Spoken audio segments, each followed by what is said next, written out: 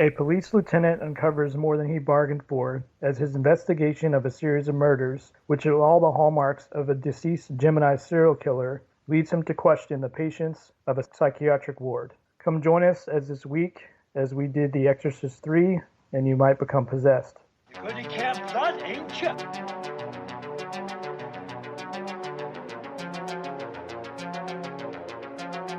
I have come here to chew bubblegum and kick ass.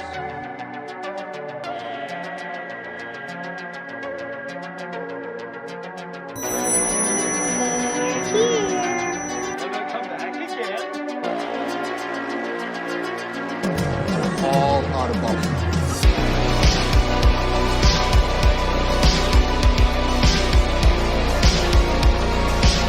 Start again?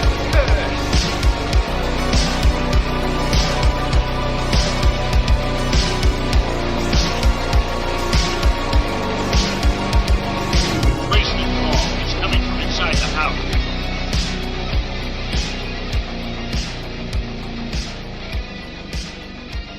All right, welcome to another edition of Slashers and Screamers. Of course, it is a Slasher Sports production. I'm going to go ahead and get the co-host in here so we can get this thing on the road. If he had $1 for every brain he doesn't have, he'd have 75 cents. He is the Memphis Menace Rick.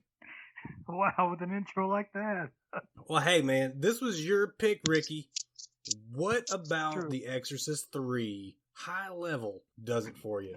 I just think it's a good sequel that a lot of people overlook and don't know about. They just think, oh, Exorcist 2, and they don't look at 3 and who's in it. I think it's pretty underrated, I think.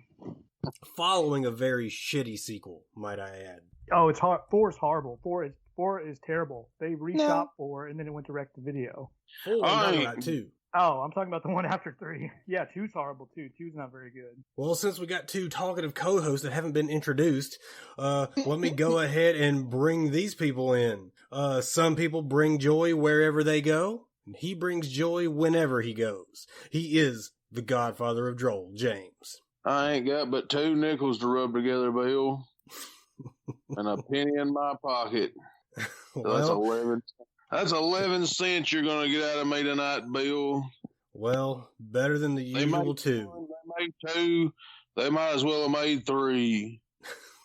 Extra. James,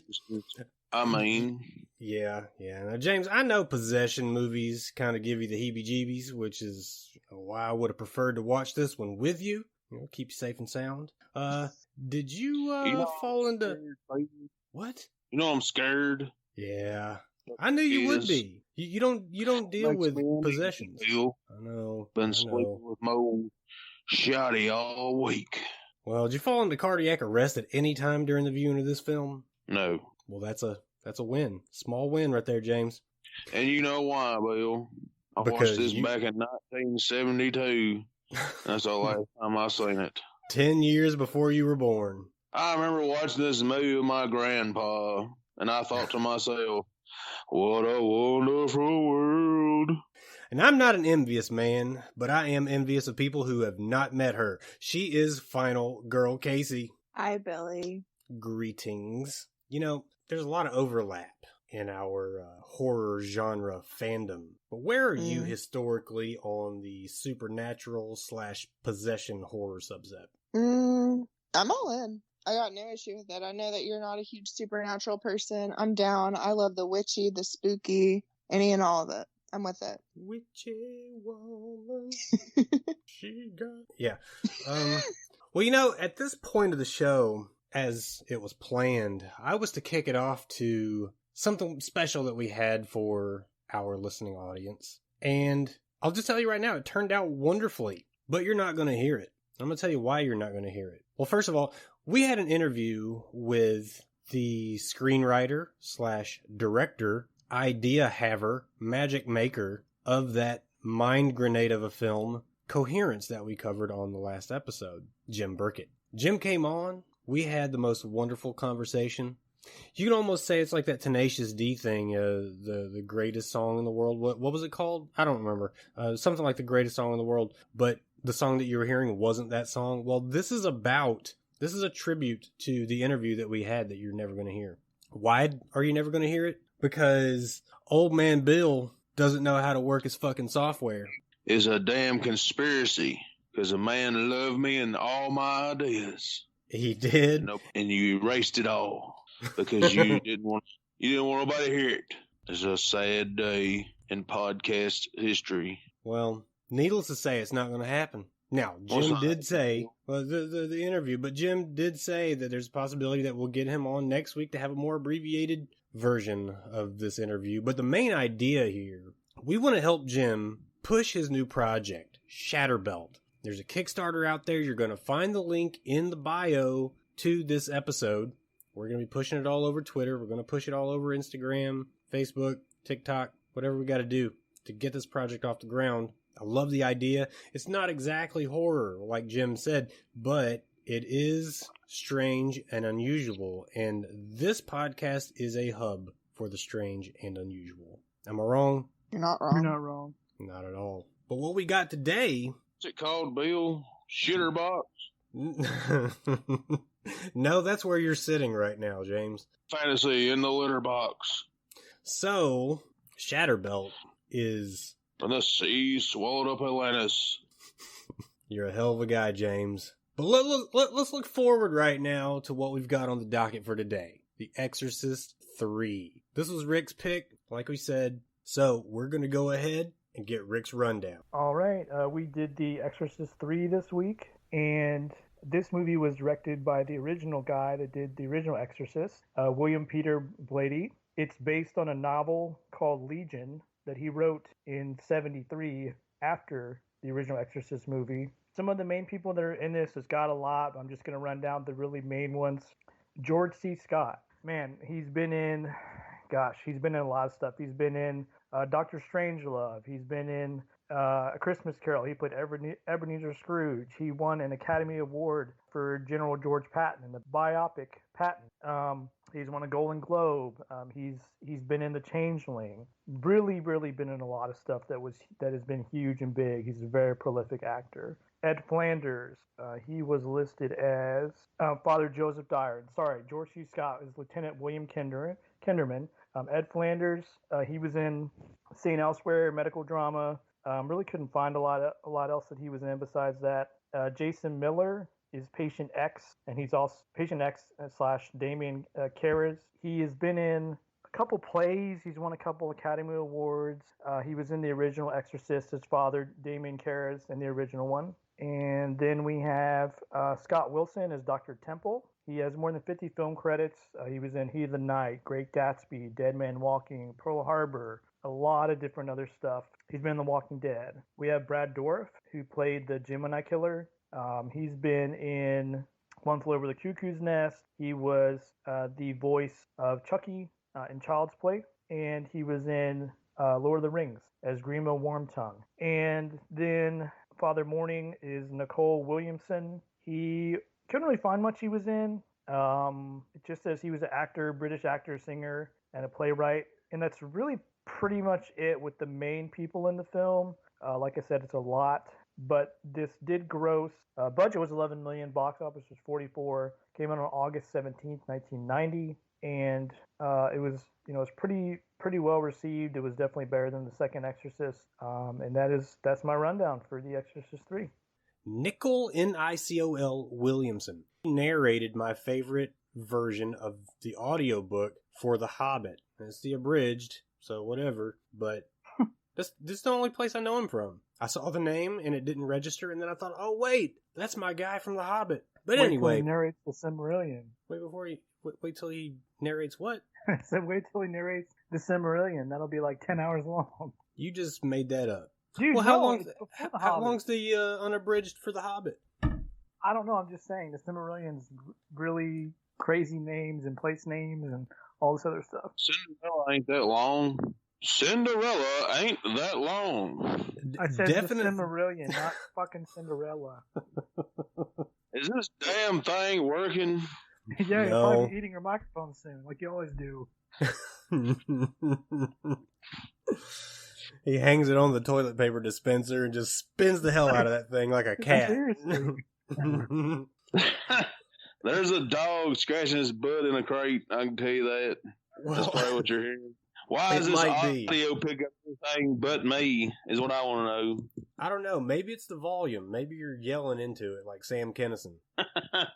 I'm holding it away from my hair. I hold it away from my face. I don't know what to tell you, James, but I would say The Exorcist, the first of the franchise, set the standard for supernatural or possession horror. What say you? Yeah, I would agree. Thank you, Rick. I was trying to think of anything really before that, but nothing really comes to mind. I'm sure there's something, but I can't think of anything. I don't know.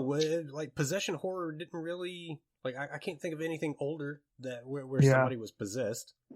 Especially so edgy around the religious forefront, you know? Well, you know, in the 60s, there's a fair amount of possession horror. I think that The Exorcist did it really well, and it was the first notable possession horror, because The Exorcist got nominated for an Oscar, multiple Oscars, I think. And that's something that we still don't see out of horror movies very frequently. True. I think it put the name on the map for possession horror. Right, which is what set the standard means. God damn it. Fuck off. Okay, fucking off. But you know, this is a favorite film of serial killer, or I guess was, of serial killer Jeffrey Dahmer. I don't know if that's a good thing. I saw that. Yeah. I saw that when I was looking into like the trivia and the fun facts about the movie. I saw that and I was like, oh fuck, that's gross. Yeah, rest in pieces. But, you know, apparently this one wasn't as fun to make as maybe we would hope, because we don't want, you know, as fans, that the artists and creators, you know, would have, you know, a bad time making a film that we like, right? But there are a lot of creative differences between the writer/director, William Peter Blatty, and Morgan Creek Entertainment. I mean, Blatty wrote the novel on which the film is based, like Rick said, as well as the film's screenplay. But The Exorcist III won a couple of awards, nothing big time, but it got the Saturn Award for Best Writing for Mr. Blatty at the Academy of Science Fiction, Fantasy, and Horror Films back in '91. And then recently, I don't know, maybe there was some content released for back in 2016, but it got the Rondo statuette at the Rondo Hatton Classic Horror Awards for Best Commentary. Also, Mr. Blatty. You know, that's according to IMDb. But, you know, according to some of the submissions on IMDb, like, again, this is based on Legion, which was published in '83. Morgan Creek decided to call it The Exorcist III Legion, even though the screenplay and novel featured, like, no exorcisms whatsoever. And, like, after, you know, a few steps into the film, I guess they thought the title was a little misleading. And so they had to add some additional scenes. So basically the whole last, I don't know, quarter of the movie had to be just completely redone with the insertion of the new character Father Morning, which is played by Nicol Williamson, and of the exorcism scene. And that scene cost like $4 million. So I don't know, if you've ever gone to the mechanic and you thought you just needed an oil change and you end up getting those wipers and the filter and all that stuff, well, that's the movie equivalent to what happened to this movie. Yeah, and it says, I just read that they finally found the footage because Morgan Creek Production said, oh, we lost it, we don't know where it is. And then they found it before he died in 2017, and it was restored with the footage that was lost. Yeah, and Blatty's wife had told some fan site, and I quote, "My husband tells me that it is Morgan Creek's claim that they've lost all the footage, including an alternate opening scene in which Kinderman views the body of Karras in the morgue right after his fall down the steps. What a shame." And like you said, that missing footage was found in, I think, 2016 as well. I don't know if that coincides with that commentary. Maybe it was released, on some special edition or something. I don't know. But the original version, it was restored shortly before his death in 2017. Which I would love to watch that. I know it says Scream Factory released a director's cut closer to Blatty's version with footage assembled from various sources. I would love to watch that because to me, like if we look at this movie, the budget was $11 million. They spent $4 million just on that final possession scene. And I didn't need it. I liked the way the movie... No, I really didn't. So Where does the would you wanna movie place end it? without that? I don't know yet. That's why I want to watch what they were doing before. So I thought the additional scenes were just added on. They didn't cut anything off. Well, no, I don't think they originally had exorcism, is what I understood. Maybe I'm wrong. Yeah, they definitely didn't have exorcism. That's what I'm saying. Where would they go? I need to know. Well, I can tell you the Gemini killer from this film was inspired by the real life killer, the Zodiac killer. Right. Blady wanted the film to be titled just Legion, like the novel, but the producers at Morgan Creek wanted the title to be The Exorcist III for commercial reasons. He tried to convince them to call it Exorcist 1990, and I guess that's because The Exorcist II was such a pile of shit. It makes sense to me because it was indeed a pile of shit. I've never seen it. Well, it's pretty horrible. You won't watch it more than once. Yeah, he didn't even.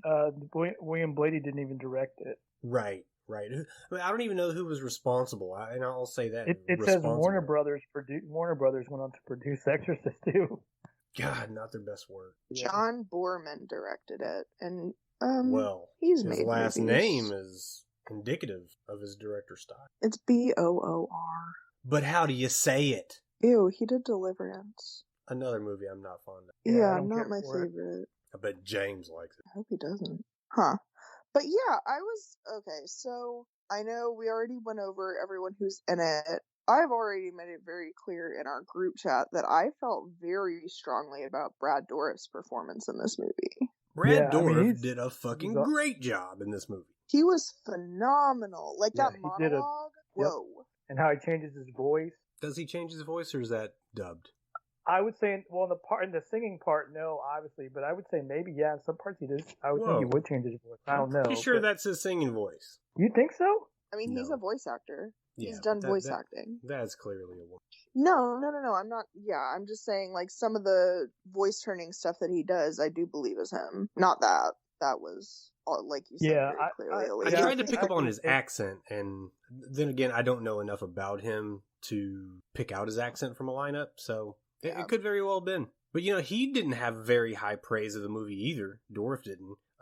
What was it he said? He said that there were scenes in this movie that had no business, that had no right to be there. He said that as it stands, it's a mediocre film, and that the original version was a lot purer, and he liked it more. So I think the jury pretty much, has this one convicted. It's not as good as what could have been. Critics kind of felt the same way. If we look at the Rotten Tomatoes for this movie, we've got a 59% for critics, a 56% for audience, so pretty much neck and neck in the same field. A good review of this movie still kind of hurts. Watching The Exorcist III is a frustrating experience with both cuts of the film, one a victim of studio tampering, the other imperfectly restored, pointing to the better version of themselves that, like Karis, remains hidden within. So that's a positive review of the movie. A negative review says, too much of the movie takes place in dark rooms where people describe horrors that might more profitably have been on the screen, and the plot is a house of cards that constantly collapses. So, even the nice review is not necessarily a nice review. Well, I've never built a house of cards that didn't collapse. Yeah, I was going to say, George C. Scott said that people would only be satisfied if Madonna came out and sang a song at the end. And she didn't, that I saw. Yeah, so. Well, I'm not satisfied at all. But, much like every other possession movie, The Exorcist III begins at a snail's pace, and there are a lot of snails. Every other? Yeah, tell me a possession movie that doesn't start off slow as fuck. I'll think about it, but you feel so strongly about it. I do. There are none of them that start off with boom, it's time. They all start off so slow. The Conjuring 3 kind of hit the ground running. It took 3 of them to do that. Well, yeah. But we do have this pretty cool dream sequence that starts this thing off. Whose dream is this? I guess Kinderman's? That's what I figured, yeah. Yeah, I would think so, yeah. The dream sequence with Samuel L. Jackson and Fabio. Who else was in that dream sequence? Patrick Ewing. A very young Patrick Ewing. Yep. Wait, was he the one doing the tarot reading? I don't remember what he was doing. I just remember seeing. Okay. I mean, he played for Georgetown, so, that's kind of a local a local big celebrity cameo, even though he hadn't made it in the NBA at this point, I don't think. What year was this? This is 1990, so he was already on the Knicks. Yeah, he was definitely on the Knicks at that time. I know. Who When was Patrick his rookie Ewing year, is. Rick? I want to say like 87, 88. So he's still relatively young in the league, though. Yeah. He definitely not hit the elite status yet. Yet Because, to I mean, do this his man was on the best dream work. team. Yep. Mm. Yeah, his rookie year was 85. So yeah, he was still pretty young. Okay. So he established. But being a Georgetown guy, that would have been a big thing for him. Larry King was in this thing, I think. Yeah, where was Larry King? I read that but couldn't find him. Yeah, that's the thing as well on my notes. Like, I saw the name, I did not see him, and it took me two views to realize that Samuel L. Jackson was the blind guy, right? And I guess I didn't realize it because it wasn't his voice. Yeah. Yeah, his voice was dubbed. But that's the kind of dreams I have. You know, like, except I'm more likely to bump into somebody like Sherman Hemsley, Bob Euchre, or the California Raisins. I don't know. But early on, we get some teasing with some talk of the Gemini killer.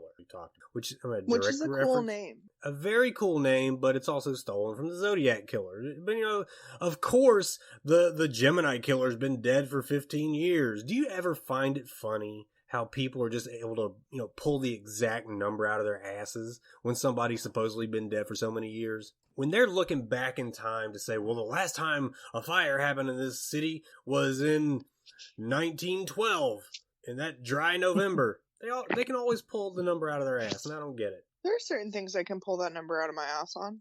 Yeah, if somebody walks in here and tells us the Black Dahlia killer struck again, guys, there's no way in hell, even knowing what that, you know, when that happened, that I'd be able to pull that number out of my ass. I'd be like, the Black Dahlia killer? Well, that was forever ago. I can't pull numbers out like that. But 15 years, 18 years, do you automatically know how many years something's been?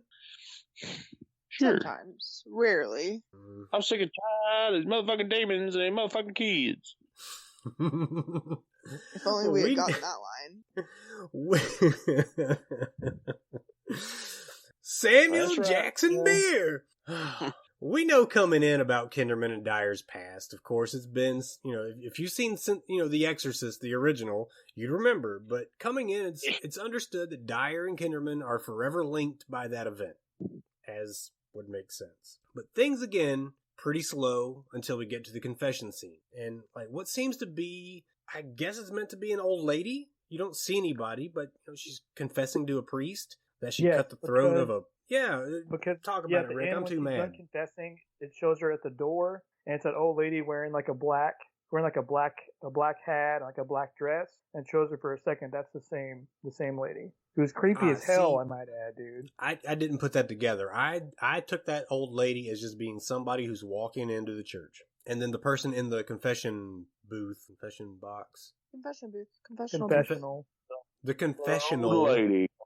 The little old lady in the confessional, I guess, was just another person who was there. Maybe I got it backwards. I mean, yeah. Well, no. You're probably right. I never put two and two together, and I often don't do that. So. But I mean, that scene, man, that's so creepy. She's just there confessing, saying whatever, and then her voice starts to change, and you're like, oh, hell. All hell. I was to say, all hell is exactly how I felt. Well, she confesses that she cut the throat of I think a prostitute, and left her bleeding. A look of terror on the priest's face follows, followed by a deep mourning by some distraught woman, and some blood flowing across the floor, implying that the good father has also been murdered. Confirmed later. But what did we get from... That shit was wild, though. Yeah. And like, I guess the fact that it's implied is, it makes it even better. Don't get too much too early. So too. I'm glad we didn't get to see it, but one thing that I thought was interesting is, like, I wasn't raised Catholic. There is a certain air of mystery to me about, like, a confessional booth. I think that's really fascinating. And this air of, like, them not being able to see you and not knowing who you are, ideally, leaves so much for this to be, like, a cool setting for a murder. And the thing that's crazy true about a confession is that you can literally tell the priest that you murdered someone and he can't tell. He doesn't have to tell anybody. I'm pretty sure he's supposed to tell somebody. I think you're thinking of lawyer-client privilege. Confidentiality. Well, I mean, you can tell him. I mean, maybe you could tell him. I don't know, but I mean, I heard you can pretty much tell him anything, but I don't know. Well, I'm going to get you set up with this attorney, Barry Zuckerkorn. Oh shit! They can't arrest a husband and a wife for the same crime. But did they explain how the priest died or not? I'm trying to remember. I don't know if they even imply it in like in those dreams, there are a lot of people with their throats cut and like sewn back up or something. I think this guy's just cutting throats left and right. Okay, so I did look up Rick's theory that priests don't have to tell on anybody.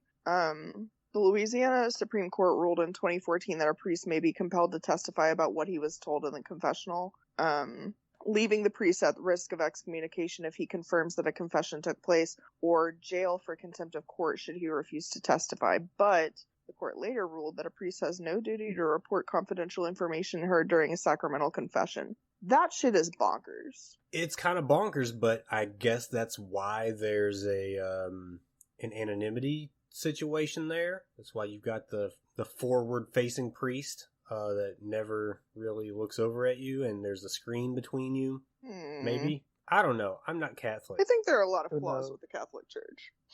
Name one. Okay. Or don't. Well, later on, though, I mean, we get this scene between Kinderman and Father Dyer in the hospital. And it feels like one of those, scenes that Dorff was talking about when he said that some, didn't belong in the movie. Yeah. That hospital interaction went on for a long time. Yeah, the dialogue was actually clever and fun. To me, it genuinely felt like two friends who've known each other for a long time and know how to jab each other because they know what's coming. Like, you can preemptively set up a response. Yeah. It was fun. It just didn't move the story very much. But soon after, Kinderman is told that the prints from the sliding door where the priest was murdered don't match the prints from the scene of a prior known about crucified kid, which had been attributed to, was it a copycat of the Gemini killer? Or, I can't remember. It was the people on the rowing team at Georgetown. Yeah. And he murdered someone, and then they said, oh, well, the prints on the oar from the whatever they were rowing or whatever aren't the same, and then the guy's look is like, what the hell? Okay, right, exactly. So we've got now like two different killers on these two murders, but for some reason I thought that Kinderman was trying to pin that on whoever this Gemini killer copycat was, because nobody's obviously believing that there's the Gemini killer's alive because he's been dead for 15 years, right? Right, yeah. Well, we get more bonkers dreams from Kinderman. Another fantastic shot of Fabio, more Samuel L., more Patrick Ewing. Kinderman dreamt of Father Dyer with a similar neck wound to many of the participants in the dream. And Kinderman mentioned wondering if both he and Dyer were having the same dream. And Dyer replied that he is not dreaming.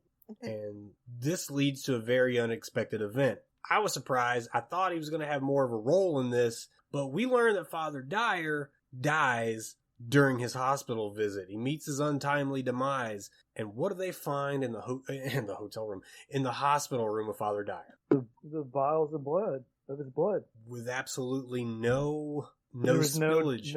No spillage, yeah. How gross and crazy is that? But admire how accurate it is. I mean, neat. That's what I'm saying. They're very neat killers. The priest didn't get that treatment, in the confessional. His blood's all over the floor. But for some reason, Father Dyer gets his put in these solo cups on the table. But now comes the investigation, and Kinderman's on the case. The first person he questions is a nurse played by Nancy Fish, who, first of all, has been in a ton of stuff. But where I know her from, I know her from this, I guess it's a high school slasher flick from the late 80s called Cutting Class. And if you haven't seen Cutting Class, I suggest it. It has Brad Pitt, Jill Schoelen, and Donovan Leitch Jr. Really fun flick. Have any of you seen Cutting Class? Probably not. No. I have not. Which is it's surprisingly good. And this was pretty much, I know it was before Thelma and Louise. So Brad Pitt's super young. If he's still passing for a high school student at this point, it's obviously pretty young, but I want to say this came out in like 88. I would check it out if you can find it. But also in this, I didn't realize until I stared at his face for about 10 minutes, Scott Wilson, who played Herschel in The Walking Dead, one of the most beloved characters in the show's history. Rick, have you still not seen any of The Walking Dead?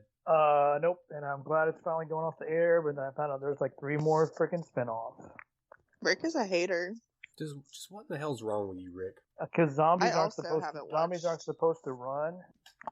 They don't run. Says George They're Romero. walkers. Aren't they walking? Isn't that the whole point? The show's got a name. Yeah, it's not The Running Dead.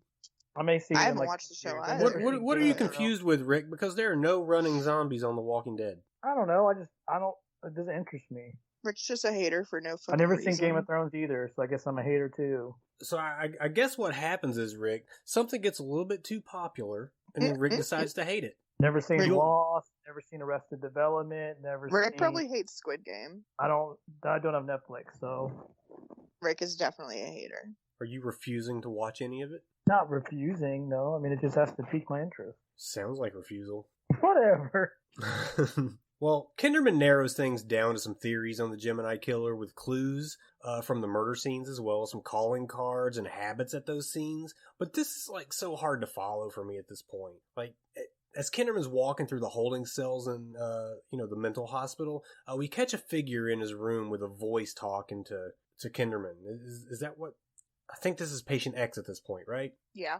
Yeah. Okay, because they kept flipping between Brad Dourif and Patient X, and I started thinking like, oh, it's the same guy, and then I'm like, well, wait a minute, no, that's old Charles Lee Ray right there, and I need to go back and recover my steps. But what do we know so far? A boy was crucified and killed. A priest was killed during a confession. Father Dyer was killed in his hospital room with his blood drained into some solo cups without a drop of it spilled. Kinderman's looking for the killer, and he's now asking members of the church what they know about possessions. Did I miss anything? No, I think you pretty much nailed it. Nailed it. So Dr. Temple tells to the psych ward, but I can't remember if that's before or after he talked to the priest at the church. It's all through. Yeah. But Dr. Temple tells a tale. Oh, yeah. And then there's so much bouncing back and forth, I get lost. But Dr. Temple tells a tale of a man at the hospital who's been given electroshock therapy and claims to be the Gemini killer. Kinderman goes to his cell and is visibly disturbed, and he wants the tales on this man. You know, some people say the deets. I say the tale. And the more Kinderman speaks to this Nurse Allerton is her name, the more I think she's holding out on us, But as Kinderman speaks to this patient who claims he's the Gemini killer, he recounts some of the crimes that he's committed in detail. And Kinderman questions the validity of this patient being the Gemini killer, and this is where the patient begins an amazing performance. The patient is played by none other than Brad Dourif. So what do you make of Brad Dourif's performance here? He knocks it out of the fucking park. I mean, it's awesome. It's amazing how he can change his voices and his mannerisms and all that stuff. And I get that's what he gets paid to do, but it's a pretty awesome job. Like, if there is one vessel to me that carried the functionality of this movie, it's Brad Dourif. Well, it sounds to me like you're shitting on George C. Scott. George C. Scott was nominated for a Razzie for this movie. That's all I'm saying. But didn't we just talk about a movie? I can't remember which one it was that was nominated for a Razzie that was pretty fucking great. What were we talking about? It was like 2 episodes ago. I'm just saying that I don't give those awards George much C. Scott credibility. Is fine. Yeah, I mean, it's kind of silly, but George C. Scott, he did fine. I'm not saying he was bad in this movie, because he wasn't, but Brad Dourif fucking killed it. He absolutely did. I think it was just 2 different levels for me. Yeah, that's fair. But Dourif is given details that he should not know about Father Dyer, for example. Like, he breaks into song for, a part of that interaction. Not in his own voice, but in the voice of a woman. And I'm not talking about how, Sam Smith sounds like a woman. No, this is a completely different woman. Completely different person. He's just dubbed over. But this probably further pushes Kinderman to investigate more on possessions. And it's quite apparent when we get more of a visual than we've had at this point. To this point, we've seen nothing. We only know that, death is upon us. But the night nurse she's doing her room checks. We started to check this room. She unlocks the door, walks in, walks out, locks the door, and walks away. but boom, suddenly approached from behind, really fast paced by this white figure, super stressful sound effects, really scary visual, and the report is that the nurse was split down the middle and stuffed with, I think they said rosaries? Yeah. Yuck. What do you make of this scene? But I mean, what about that shot? I mean, it's just the That's camera what scared me. The camera sits there for, 5-something minutes, and you're not expecting that, and then bam, it just, That had to be why they left it as that single shot for so long. Yeah. I think it might have somehow cut back didn't to see that coming. No, there was nothing I expected. They left the focus there for a minute, and I feel like a lot of times, with a jump scare or something like that, there's a movie that kind of tenses you up leading up to it. I don't feel like there was that. I feel like it was just a long shot, and I was just waiting for them to move to the next scene, and then suddenly I jumped out of my skin. Yeah, and like the all white was just, I don't know what it is. It was a really good shot. It scared me. The music stressed me out. But, Brad Dourif, do we know if he got any kind of nod or nomination for anything in this performance? Looking at it, looks like a no. Ugh, some people just can't win. Oh, I'm sorry. Hold on. He did get you talked about the Saturn Awards. He was nominated for Best Supporting Actor. Nominated. Okay, well, I'll take a nomination. Because he did great. But I wonder from what who won he's... that year. Yeah, that's a good question. Probably some piece of shit. When was this? 1991? I'm looking it up. Probably probably from Days of Thunder or something stupid like that. 1990. So would this have been the same year as... Don't you be talking about Days of Thunder, Bill. I'm sorry. Damn. This been in the same year as Silence of the Lambs? 91 was the year when Metallica lost a fucking Grammy to Jethro Tull. First of all, I will argue Nasty. this. Jethro Tull was badass. However, Yeah, but the album that Jethro Tull won with was not a good one.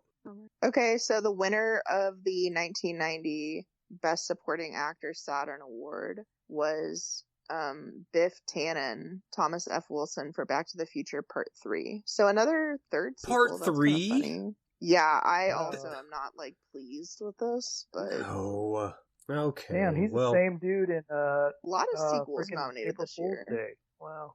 Well, from what he's telling us, everything that he knows, all the details of the crimes that he's committed, and having never left the cell, it's hard to conclude anything but this, possessive demon is leaving its host at certain times of the day or night, killing these people, and then returning to him to continue possessing them, right? Because, Dorff was asked who was getting him out of the cell to do these things, and his response was, old friends. Which makes sense. That's what possesses me to do crimes. The living old friends. But I did find it funny, the little nod to Chucky in the dialogue here. Kinderman asks him, Damien? Dorff responds, no! Little Jack Horner. Child's play, Lieutenant. I did also love that.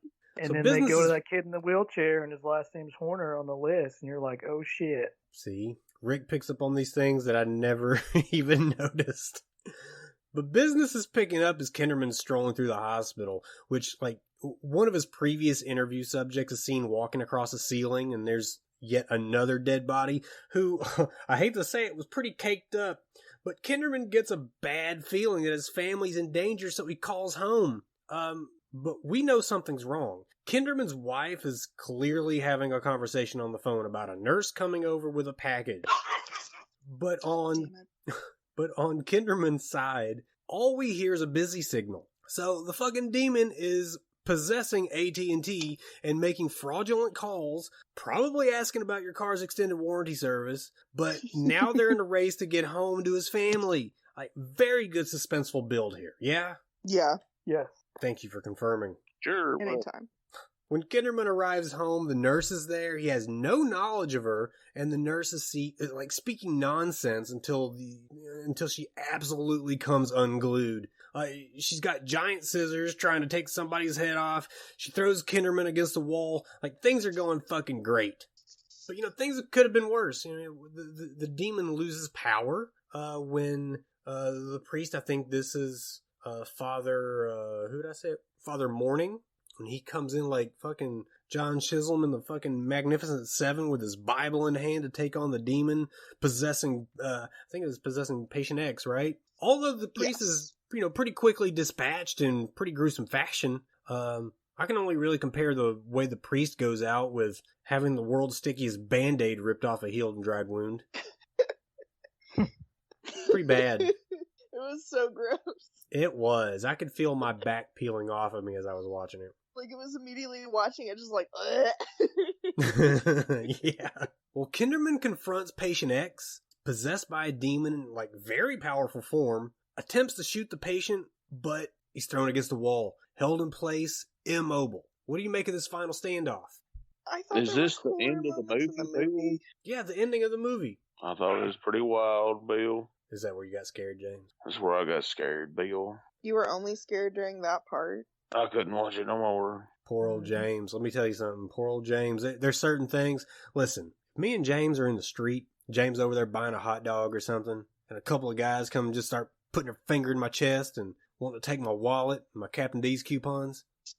Old James will turn around. He'll throw that hot dog down. He'll come over and wring somebody's neck. He'll do that for a pretty large man. But when it comes to them supernaturals, James ain't having. I'm on my own. That's right, Bill. I'm out of there. So one thing I didn't get was the nurse, the scene where George C. Scott hits Brad Dourif or punches him, slaps him, whatever, in the cell, and then the nurse is wrapping him up with the thing on his hand. Is she possessed at all, or is she just a bitch throughout the movie? Oh, I just thought she was a bitch. I think she's just a bitch. Okay. I'm pretty sure she was a bitch in Cutting Class also. She's creepy. We're talking about the same one, right? For sure. Yeah. Okay, yeah. She's definitely very creepy looking, but I think she's just kind of an asshole. Okay. Yeah, I'm sure in real life she's a sweet lady, but she sure gets some bitchy roles. But final resolution is met when the priest, Father Morning, having seemingly gone to meet God, he raises the cross to combat the damn devil, giving Kinderman just enough time to shoot Patient X in the chest before finishing the job with a slug to the dome. I expected Kinderman to die here. I almost think it would have been good to I guess, kill that character. Seems like going out on your sword is, a good ending for such a movie, but he lives. It made sense for him to die there. Yeah. Maybe he did in the original. Well, what are your final thoughts on The Exorcist III? I guess, Rick, since this is your film, kick it to you. I mean, I think it's a good sequel. That has its issues in places, but it's overlooked. And I think it's definitely miles better than the piece of shit that is the second one. Oh, it's, definitely miles and miles and miles ahead of the second one. I'm pretty sure there's some Exorcist loyalists who pretend the second one doesn't exist, much like Halloween Indiana loyalists will. Yeah, Crystal Skull is. Oh boy. Halloween Season of the Witch, you have people that are split on that one, But and I love that movie. I can't wait till we do that. But do you love it as a Halloween movie, or you love it as a standalone? I love it as a standalone. As a Halloween movie, it sucks. So if we sat down, if we said, you know what, guys, come over, we're going to do a Halloween marathon. I would leave that one out. We skip part 3, don't we? We yes, do. because it's, And we watch H2O twice. And then we skip Resurrection. And then we have to Resurrection? bust the rhymes and do karate chops. Yeah, the Resurrection is the one with Buster, right? Yeah. It had such potential because it had Buster, it had Tyra. Tragic. So tragic. Casey, final thoughts from the final girl? I'd like to start an argument. Oh, well, by all means. One Memphis Menace told us specifically during the Coherence episode that we did not have to watch The Exorcist Part 1 to go into this movie. And while I didn't necessarily have to, I certainly should have. Billy, do you agree? What I'm going to have to do here is, for the sake of not piling up on a friend, and I'm not saying which friend. I'm not saying which friend. I could be piling up on you, Casey. I don't know. Pile up on me. I don't give a fuck. Because we don't know. But Rick, how the tables have turned. How the turntables. Rick, you better be damn glad we've all seen that first Exorcist. Damn glad. What say you in your defense? All I'm saying is it's not required. It's not like you have to say, oh shit, I need to watch part 1 because I'm not going to understand anything in part 3. Well, yeah, no one held a gun to my head, but I'm glad I've seen it. Well, that's usually how sequels go. You have to watch them. 1, 2, 3. Now, James, didn't you just throw a shit fit about Evil Dead? Go back to that argument. That movie was named wrong to begin with. I don't want to talk about it. I really don't either, James. I really don't either. But Rick, don't you ever say something like that again. You don't have to see Rocky 4 to know what's going on in Rocky 5. 5 minutes in, why is Rocky all concussed? Well, in part 4... Rick? Well, they do show you in a flashback why Rocky... get a flashback in The Exorcist III. Well, that's why Rocky 5 is better than Exorcist 3. You know, that is not why it's better. I don't know. There are 1,000 reasons why. One of the reasons is because when Tommy Gunn knocks down Paulie and Rocky turns around, he says, "You knocked him down. You know, why don't you try knocking me down now, huh?" Oh, shit. You talk about goosebumps. God damn, I'm going to shadow box here in a minute. But that's not what the show is about, guys. All right, so quit messing around. Get back on track. James, what are your final thoughts on The Exorcist III?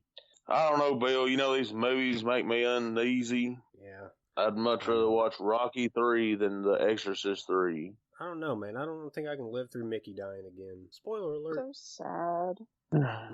Rick, I think you did a good job by giving us a movie from the front runner of possession movies. Every possession movie today draws influence from The Exorcist. Maybe not 2 or 3, but we're talking about a direct sequel of the first and biggest possession movie in history, and I think it needed to be touched on because we have not done a supernatural / religion / possession movie on this podcast until today. So I say good job. Appreciate But for it. the next, oh yeah, go to hell, Rick. So for the next episode of Slashers and Screamers, we've got to get our next film to the listeners.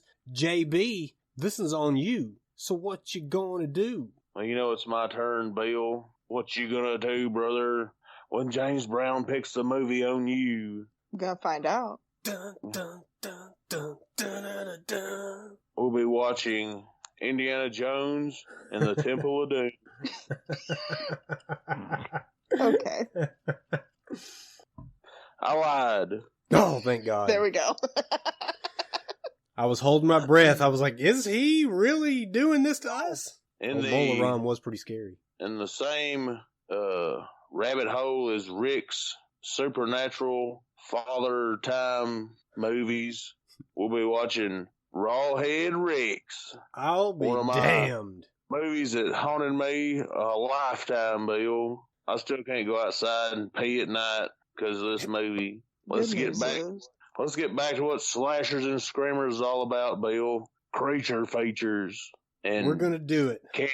Campy horror. You heard it there from the Godfather of Droll, Rawhead Rex. All Do we right, know where we y'all, can and find this film? That is what I am checking in this very moment. Give me just a second.